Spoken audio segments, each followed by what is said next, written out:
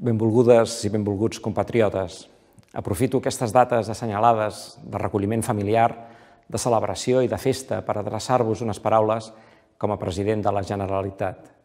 Nadal, Sant Esteve, Cap d'Any, Reis, amb la seva alegria, la seva llum i la seva joia, ens conviden també a pensar en aquells que pateixen per moltes raons diferents, per una malaltia, per la pèrdua d'algú estimat, o per les privacions i la pobresa, o per les guerres i els conflictes, que seguen vides i esborren la pau, que és el bé més preuat de la humanitat, i també per la devastació i la mort causada per grans catàstrofes naturals, com darrerament hem tingut exemples clars.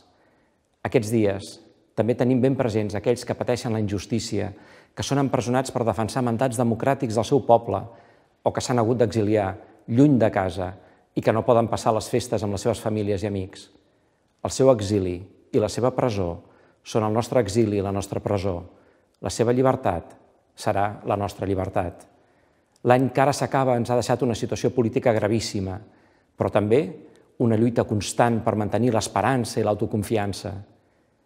Però com va dir el senador Robert Kennedy, de qui enguany s'ha commemorat el 50è aniversari del seu assassinat, cada cop que un home lluita per un ideal o actua per ajudar-ne un altre o es rebel·la davant de la injustícia, genera una petita ona d'esperança i milions d'aquestes ones, creuant-se entre si, sumant intensitat, formen un moviment capaç de fer caure els murs més poderosos de resistència i d'opressió.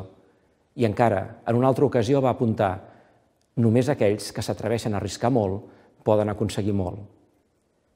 L'any que aviat començarà ha de servir precisament per a realitzar el mandat democràtic de llibertat, per revoltar-se davant de la injustícia i per fer caure els murs de l'opressió.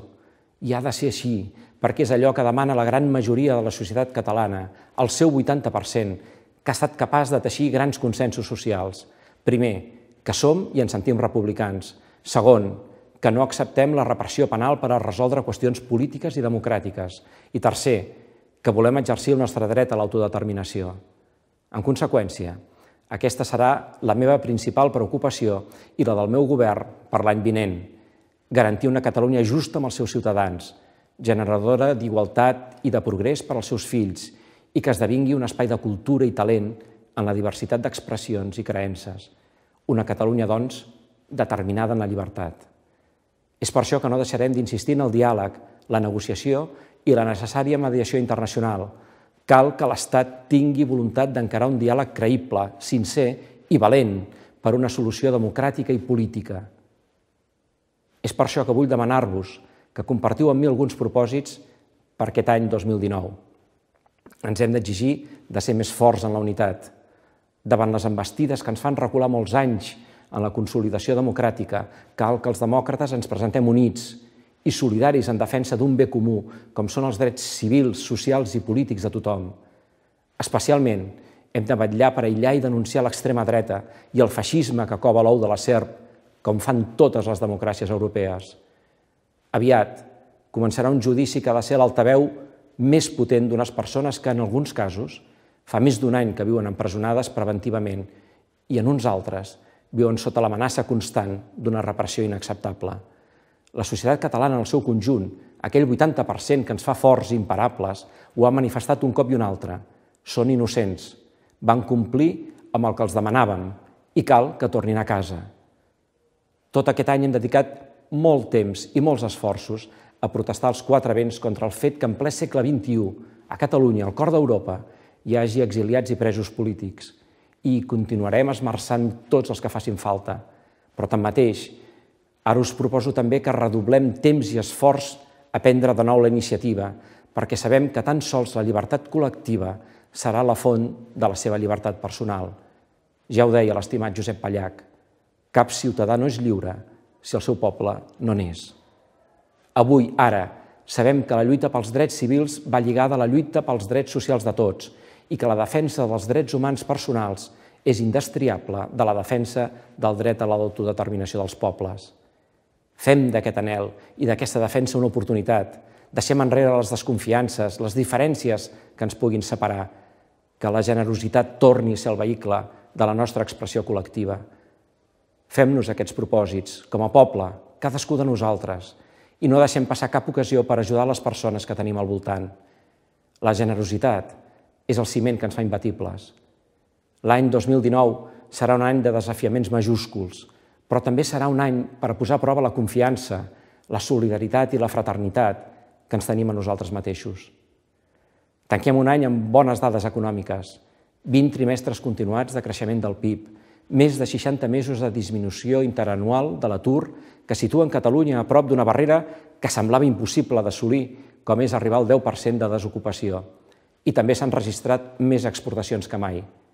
N'estem satisfets, però encara hi ha molt camí per recórrer i ens hem d'exigir continuar avançant en repartir millor la riquesa i en vetllar pels que més ho necessiten. Proposem-nos construir un país millor, que no exclogui ningú, que faci del dret a l'habitatge, a l'educació, a la salut, al treball, a la igualtat d'oportunitats, a la sostenibilitat i al medi ambient, la raó de ser de cada decisió política. El motor de canvi republicà de la nostra societat són els drets socials de tots. Recuperem el debat de país, de poble constituent, que faci de tots els que vivim al nostre país protagonistes del demà. En aquest sentit, us anuncio que en el primer Consell Executiu de l'any es posarà en marxa la tramitació legislativa que haurà de donar efectivitat a les lleis socials suspeses pel Tribunal Constitucional. Aspirem a una república de tothom, on la tolerància i el respecte per les idees siguin la base d'una democràcia radical, on el diàleg sigui sempre benvingut i la ciutadania pugui expressar-se lliurement i críticament. Que l'any 2019 ens faci renéixer l'esperança. Tinc l'absoluta confiança que el poble de Catalunya sabrà encarar un any que serà decisiu per a tothom.